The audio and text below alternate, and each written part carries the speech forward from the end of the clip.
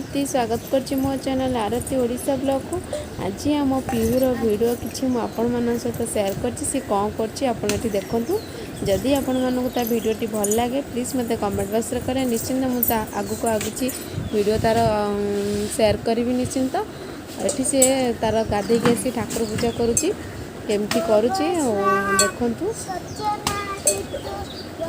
ताकू हम 3 वर्ष खंडे हम कि से केमती पूजा करछि चौरा पूजा और सूर्य पूजा करछि से वीडियोटी मैं आपण सहित शेयर करछि। प्लीज मते कमेंट बॉक्स रे कहबे ता वीडियोटी आपण मानको केमती लागिला। जदि भल लागे प्लीज मते वीडियो निश्चिंत आउ किछि वीडियो नुआ वीडियो आपण सहित शेयर करबी। देखो सेठी कौन कौन करछि केमती चौरा पूजा और सूर्य पूजा करछि मंत्र मध्य बोलुछि किंतु पाटे ठीक से क्लियर होनी सी जी ही आसी सेमती ही करछि। देखते ये सी सूर्य पूजा करुच्ची आपण मान सहित मुझे रेसिपी मध्य शेयर करछि से छठी आपण मान सहित किसी रेसिपी मध्य शेयर करी मु पणस कसार पणस कसाटी मुझे तार रेसिपी आपण मान सहित शेयर करछि। देखते ये सी केमती पूजा सारी तुलसी पत्र छिंडे आनी तुलसी पत्र खाऊँ और समस्त को तार पूजा सारा पर केमती प्रणाम करुच्ची से सब वीडियो मुझे सहित शेयर करछि। से क्या माँ को मुंडिया मार्ची समस्त पूरा एमती पूरा मुंडिया ही मारे पूजा सारिकी आसी एटी बापा को मुंडिया मार्ची बाबा को ये मामा को एवं मुंडिया मारला। देखो ये मुझे पणस कसार करी देखो केमती लगुच यही हूँ पणस कठाटी एवं प्राय समस्ते पणस कठा मिलूँ मार्केट रे ना क्या बार जदि कह निजर गचर होता तो करूँ आम मुझे किणी आनी पणस कठाटी पणस कठा बहुत बढ़िया थिला भल पणस कठाटी होता कषा करी निश्चिंत मु आगो पणस कठार आ कि नुआ रेसिपी आपण सहित शेयर करी। आज मु पणस कषार रेसिपी शेयर करछि। देखो ये पणस कठाटी किपरि भाव कटा हो तार भलसे काटे ना हाथ भात कटे संभावना अच्छी कारण से बहुत हार्ड थाए से बागेक धीरे धीरे करी काटे और तार जो अठा बाहर थाए से आपड़ करेंगे हाथ में सोरिष तेल ना रिफाइन तेल जहाँ भी हो हाथ में टी मारिदेवे कारण तार जो अठाटा हाथ में लगे और भलसे काटी से हाथ में तेल मारिक भलसे बागेक काटे ना हाथ कटि जबार बहुत संभावना थाए। देखो तार पणस कठाटी आम यहीपरी भाव काटिबा यही छोट छोट पीस करछि और चाहिए आठ बड़ पीस करें कि मुझे साइज करछि। पणस कठाटी कषा करेंगे जमी मटन तरकारी टेस्ट आस कहती तेणु से पणस कठा समस्त प्राय पसंद थाए भल भाव प्रस्तुत करेंगे कारण तार टेस्ट आती मटन तरकारी टेस्ट आसो।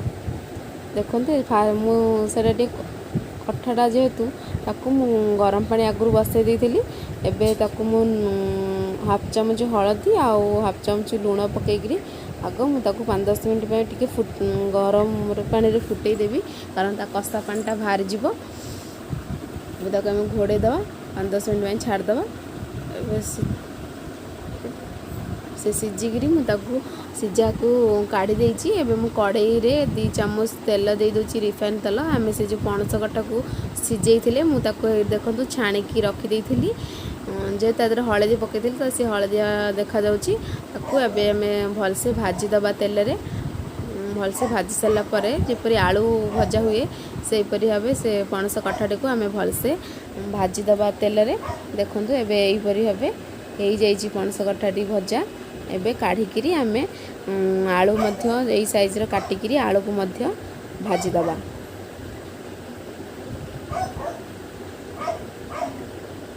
देखो आलू मुझे काटिकी भाजी देती आपन चाहिए सीझा आलू पकई कषि पारे ना एमती छोट साइज आलू काटिकी पणस कठा और आलू को भजा को मुझे प्रस्तुत कर रखीदे आबे कड़े बसईदेली मसला कषापी एवं मुझे 2 चामच आउ 2 चामच तेल देदेली मसला कषापी मुझे गोटे बड़ पियाज नहीं आपड़ देखिए केते परिमाणर आलू और पणस कठा यूज कर अनुजाई पकेबे ଏଠି ମୁଁ ଫାଷ୍ଟ 2ଟା ତେଜପତ୍ର ପକାଇ ଦେଉଛି କାରଣ ତେଲ ଗରମ ହେଇ ଆସିଲାଣି।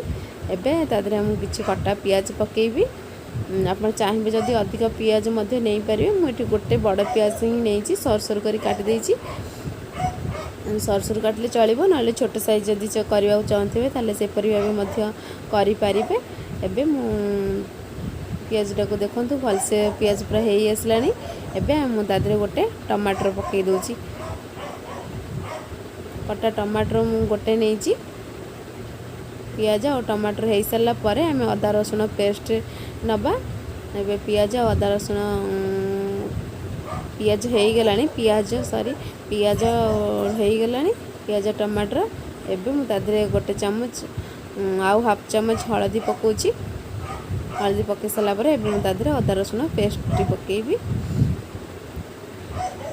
ଆଉ ମୁଁ ଲଙ୍କା ଯେହେତୁ ବାଟି ନଥିଲି ତ ମୁଁ ଏଠି ଲଙ୍କା ଗୁଣ୍ଡ ନେଇଯାଉଛି ଗୋଟେ ଫୁଲ୍ ଚାମଚ। ଆପଣ ଯଦି ରାଗ କମ୍ ଖାଉଥିବେ ତାହେଲେ ଲଙ୍କା ଆପଣଙ୍କ ସ୍ୱାଦ ଅନୁଯାୟୀ ନେବେ। ମୁଁ ଏଠି ଗୋଟେ ଫୁଲ୍ ଚାମଚ ଲଙ୍କା ଗୁଣ୍ଡ ପକାଇଛି। ଦେଖନ୍ତୁ ଏଠି ଅଦା ରସୁଣ ଦୁଇଟାକ ମିକ୍ସ ଅଛି।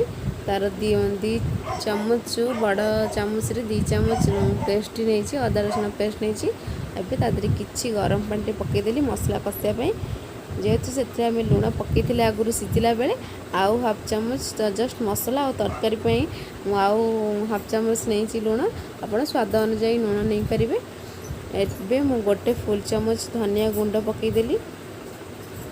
ଏବେ ତାକୁ ଭଲସେ ମସଲାଟାକୁ କଷିବାକୁ ଛାଡ଼ିଦେବା।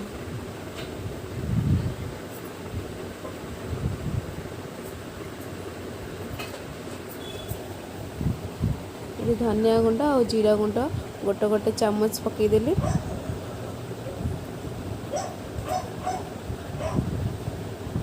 ଦେଖନ୍ତୁ ମସଲାଟା ପ୍ରାୟ ହେଇ ଆସିଲାଣି। ଭଲସେ ମସଲାଟାକୁ ପୁରା ଭଲସେ କଷିବେ। କଷି ସାରିଲା ପରେ ଆଳୁ ଆଉ ପଣସ କଟାର ଭଜାଟାକୁ ତା ଦେହରେ ପକାଇକି ଭଲସେ କଷିବେ। ଏଠି ମୋର ମସଲା ପୁରା ପ୍ରସ୍ତୁତ ହେଇଗଲାଣି। ଏବେ ଆମେ ଆଳୁ ଆଉ ପଣସକୁ ପକାଇକିରି ତା ଦେହରେ ଭଲସେ ଧୀରେ ଧୀରେ କରି କଷିବା। କଷାଟା ଯେତେ ଭଲ ହେବ ତରକାରୀଟା ଆମର ମଧ୍ୟ ସେହିପରି ଭାବେ ଟେଷ୍ଟି ହେବ। ଏବେ ଦୁଇଟାକୁ ମୁଁ ମିଶାଇକି ପକାଇ ଦେଇକିରି ଏବେ ତାକୁ ଭଲସେ ମସଲାରେ ପୁରା ଗୋଳେଇ ଦେବି। ଗୋଳେଇକି ତା ଦେହରେ ଅଳ୍ପ ଜଷ୍ଟ ଟିକେ ପାଣି ଦେଇକି ତାକୁ ଭଲସେ କଷିବେ। କଷି ସାରିଲା ପରେ ଯାଇକରି ଆଗରୁ ଗରମ ପାଣି କରି ରଖିଥିବେ ତରକାରୀରେ ଆପଣ ଯେତିକି ପାଣି ଦେବାକୁ ଚାହୁଁଥିବେ ସେଇ ଗରମ ପାଣିଟାକୁ ଦେବେ।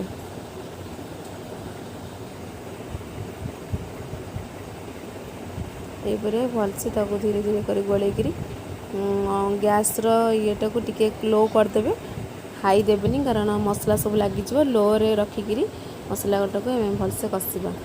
ଏବେ ମୁଁ ତା ଦେହରେ କିଛି ଗରମ ମସଲା ଦେଲି। ଗରମ ମସଲା ଦେଇକରି ଏବେ ତାକୁ ଭଲସେ କଷିବା।